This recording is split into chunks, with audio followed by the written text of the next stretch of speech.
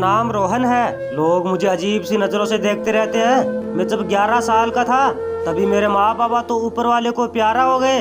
मोहल्ले वाले मुझे मेरे नाम से बुलाने के बजाय किन्नर कहते थे। सुनने में थोड़ा अजीब था लेकिन मेरा अंदाज ही कुछ ऐसा था। मैं था एक लड़का मगर मुझे लड़कियों की तरह चलना और मेकअप करना बहुत पसंद था। मैं कपड़े भी लड़कियों वाले ही रखता था। जब मेरी माँ को यह बात पता चली तो वह बहुत परेशान हुई लेकिन मुझे कुछ पूछती भी नहीं थी। मैं अपनी आंखों में तीखा तीखा काजल लगाए रखता था। मुझे लड़कियों की तरह हाथों में नेल पॉलिश लगाना अच्छा लगता था। फिर कुछ दिनों बाद मेरी अजीब सी हरकतों को देखकर मोहल्ले वालों को पता चल गया था कि मैं ना ही तो लड़का हूँ और ना ही लड़की। माँ मुझे पढ़ाकर अच्छी जॉब दिलाना चाहती थी और सारा दिन मुझसे कहती रहती, बेटा यह समाज के लोग बहुत बुरे हैं, अगर इनके बीच रहकर जीना चाहते हो तो अपना अंदाज बदल लो, लोगों के साथ बैठना सीखो। मैं हमेशा से बड़ा आदमी बनना चाहता था, यानी किसी बड़े सरकारी महकमे में नौकरी करना चाहता था। मेरी 2 बड़ी बहनों का मैं अकेला ही भाई था। हर जगह मेरा तमाशा बन जाता था। मैं क्या करता, मेरा अंदाज ही कुछ इस तरह का था। लोगों की बातें सुनकर मैं बहुत उदास होता लेकिन वहाँ मुझे दिलासा देते हुए कहती, बेटा तुम्हें समाज के लोगों की बुराइयों से लड़ना होगा। मैं इंटरमीडिएट की पढ़ाई पूरी करने के बाद माँ ने मेरा कॉलेज में दाखिला करवा दिया। आज मेरे सामने और भी मुसीबतें खड़ी हो गई क्योंकि कॉलेज में भी मुझे सब लोग दूसरी नजर से देखने लगे। लेकिन मैं सब कुछ सहन करता गया। कैसे जैसे मैंने पढ़ाई पूरी कर ली तो फिर किसी अच्छी सी पोस्ट पर नौकरी की तलाश करने लगा। मैं नौकरी की कोशिश में बहुत लोगों से मिला भी लेकिन अफसोस मुझे किसी ने काम पर नहीं रखा और मुझे अजीब अजीब नामों से बुलाते। मैं उनके सामने चुपचाप खड़ा रहता। घर में मेरे अलावा कमाने वाला भी नहीं था और वक्त के साथ घर के हालात भी खराब होते चले गए। मुझे नौकरी ना मिलने की वजह से इधर उधर के धक्के खाने लगा क्योंकि यहाँ सब लोग मुझे किन्नर समझते थे। मैंने मोहल्ले के घरों में सफाई का काम ढूंढना चाहा लेकिन किसी ने मुझे काम पर नहीं रखा और ऊपर से कहते हमारे बच्चों को सजने संवरने का शौक नहीं है। मतलब मेरे अंदाज को देखकर लोग मुझे ताना देने लगे लेकिन इसमें मेरा क्या कसूर था? ये सब तो उस ऊपर वाले के हाथों में था। मैंने जानबूझकर तो अपने अंदाज को नहीं बदला था। मेरी परेशानी को लेकर अब तो माँ भी बीमार रहने लगी। मैं जब भी नौकरी की तलाश में घर से निकलता तो लोग मुझे देखकर मेरे साथ गलत संबंध बनाने की सोचने लगे। मेरा शरीर दिखने में लड़कियों जैसा था लेकिन मैं सबके साथ प्यार से पेश आता था। शायद लोग मेरी इसी कमजोरी का फायदा उठाना चाहते थे। फिर एक दिन मैं इधर उधर की ठोकरें खाने के बाद वापस घर आ रहा था तो कुछ लोगों ने मुझे रास्ते में पकड़ लिया और कहने लगे, चल चमक चलो, नाच कर दिखा। मैं उनसे कहने लगा, जो मुझे आप समझ रहे हैं मैं वैसा लड़का नहीं हूँ, मुझे घर जाने दो, मेरी माँ बीमार पड़ी है। लेकिन उन्होंने मेरी एक ना मानी और मेरे साथ जबरदस्ती करने लगे। मैं चीखता चिल्लाता रहा। आखिर आज मैं लोगों का शिकार बन गया। वो मुझे वही रास्ते में लेटा कर चले गए। मैं रोता हुआ घर आया और माँ को आवाज दी लेकिन मुझे क्या पता था कि घर में एक और कयामत मेरा इंतजार कर रही थी। मैं जब माँ के कमरे में गया तो बिस्तर से नीचे उल्टे मुंह पड़ी थी। यह देखकर मेरा दिल घबराने लगा। आखिर मुझे मेरी माँ भी छोड़कर चली गई। मैंने माँ का सिर अपनी गोद में रखा और जोर जोर से रोने लगा। मेरी रोने की आवाज सुनकर आसपास के लोग भी आ गए। लोगों ने मुझे शांत करने के बजाय कहने लगे, ये तो एक ना एक दिन होना ही था। आखिर बेचारी कब तक बर्दाश्त करती। मैं उनके सामने बेबस था और कर भी क्या सकता था। मैंने जैसे तैसे माँ का अंतिम संस्कार करवाया लेकिन अभी दुखों का पहाड़ टूटना बाकी था। उन लोगों ने उस बात को आग की तरह फैला दी तो समाज के लोग मुझे जीने पर मजबूर करने लगे। लेकिन मेरी माँ मुझे हमेशा कहती थी कि बेटा तुम्हें हर मुसीबत का डटकर सामना करना होगा। अगर समाज के लोगों से परेशान होकर हार मान लेगा तो ये लोग तुम्हें जीने नहीं देंगे। और आज मेरे साथ वही होने लगा। मोहल्ले वाले ने मुझे घर से भी निकाल दिया लेकिन मैंने अभी तक हिम्मत नहीं हारी। मेरे पास खाने तक के पैसे नहीं थे। मैं लड़कियों के कपड़े पहने सड़क पर बैठा हुआ था। तभी एक मेरी तरह किस्मत का मारा मेरे पास आया और मुझसे कहने लगा, तुम्हें क्या हुआ, तुम यहाँ अकेली क्यों बैठी हो? मैं उसकी बातों पर खामोश रहा। वह कहने लगा, मेरा नाम जुमीली है, तुम भी तो हमारी बिरादरी की हो ना। मैं गहरी सोच में बैठी थी। जुमीली ने कहा, तुम भी तो मेरी तरह वक्त की सताई हुई हो। समाज के लोग हम जैसों को दुख और तकलीफों के सिवा और दिया ही क्या है, चल मेरे साथ।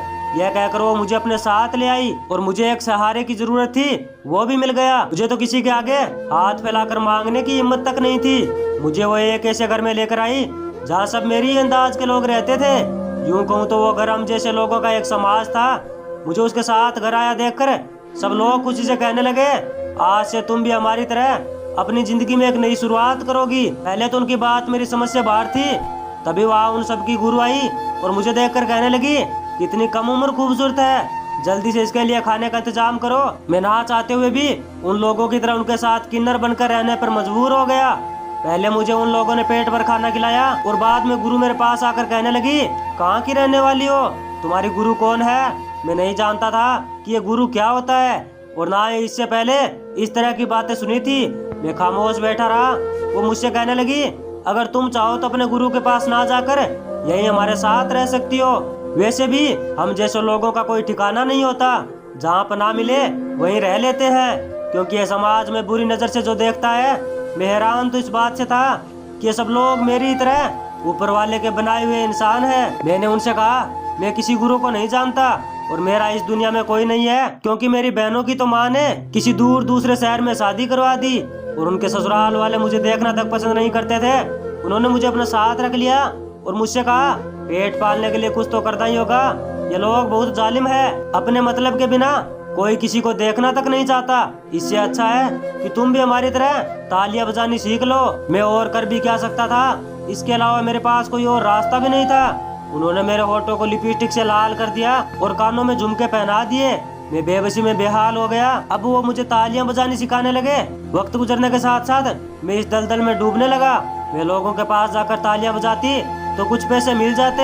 मैं बहुत खूबसूरत था, इसलिए लोग कभी कभार मुझ पर जुल्म का सितम ढाते, लेकिन भूख के आगे सब कुछ बर्दाश्त कर लेता। मैं पढ़ लिख कर क्या बनना चाहता था और समाज के लोगों ने मुझे क्या बना डाला। फिर भी मैं यहाँ से निकल कर एक अच्छी जिंदगी जीना चाहता था, मगर वक्त के साथ सब लोग मुझे बदनाम करने पर तुले थे। और फिर क्या था, कुछ वक्त गुजरने के बाद मैं एक मशहूर किन्नर बन गया। मैं एक पढ़ा लिखा इंसान था जो अपने दिल में हजारों ख्वाब लिए बैठा था, मगर अपने समाज के लोगों ने मेरे ख्वाबों को पल भर में चकनाचूर कर दिया। एक दिन मैं एक कपड़े की दुकान पर खड़ा था। दुकान का मालिक हिसाब को लेकर बहुत परेशान दिख रहा था। मैंने उस आदमी से कहा, क्या मैं आपकी कुछ मदद कर सकता हूँ। वो मेरी तरफ देखकर बोला, वाह मशहूर जमाना, किन्नर मैडम को भी हिसाब का ज्ञान है। मैं उसके बात पर मुस्कुराने लगा।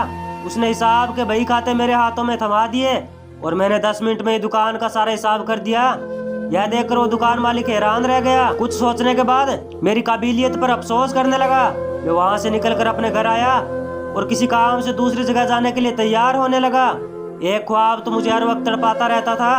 मैं एक अच्छी जिंदगी जीना चाहता था, लेकिन मोहल्ले के लोगों ने मुझे आज इस मुकाम पर लाकर खड़ा कर दिया। मुझे याद है, लोगों ने सहारा देने के बजाय भला बुरा कहकर वहाँ से निकाल दिया। यहाँ तक कि मुझसे मेरे रिश्तेदारों ने भी मुँह फेर लिया। मैं कमरे में बैठा ये सब सोच ही रहा था, तभी मुझे एक फोन आया। फोन को देखकर मुझे विश्वास नहीं हो रहा था। यहाँ आने के कुछ महीने पहले मैंने एक प्राइवेट कंपनी में नौकरी के लिए इंटरव्यू दिया था। उन्होंने मुझे नौकरी पर रखने के लिए बोला। मैंने उनसे बात की तो मुझे यहाँ से दूसरे देश जाने के लिए बोल रहे थे। आने जाने का खर्च भी खुद कंपनी उठाएगी। मैं खुशी से रोने लगा। मेरा अधूरा सपना जो पूरा हो रहा था। मेरे रोने की आवाज सुनकर सब मेरे पास जमा हो गए। गुरु ने कहा, क्या हुआ, तुम रो क्यों रही हो। उसके बाद सुनकर मैं शांत हुआ और कहा, मुझे दूसरे देश में नौकरी मिल गई है। सब लोग खुशी से मुस्कुराने लगे। फिर मैं किन्नर से वापस दोबारा पहले जैसा रोहन बना। मुझे देखकर सब लोग उदास हुए, क्योंकि उनके साथ मेरी आखिरी मुलाकात होने वाली थी। मुझे खुशी खुशी उन्होंने घर से अलविदा किया और मैं नौकरी करने दूसरे देश चला गया। मैं बहुत खुश था। मेरी काबिलियत देखकर मेरा कुछ ही सालों में प्रमोशन कर दिया। लेकिन मैं हैरान तो इस बात से था कि मुझे इन्होंने औरों की तरह मेरे अंदाज को ना देखकर मेरी काबिलियत को देखा।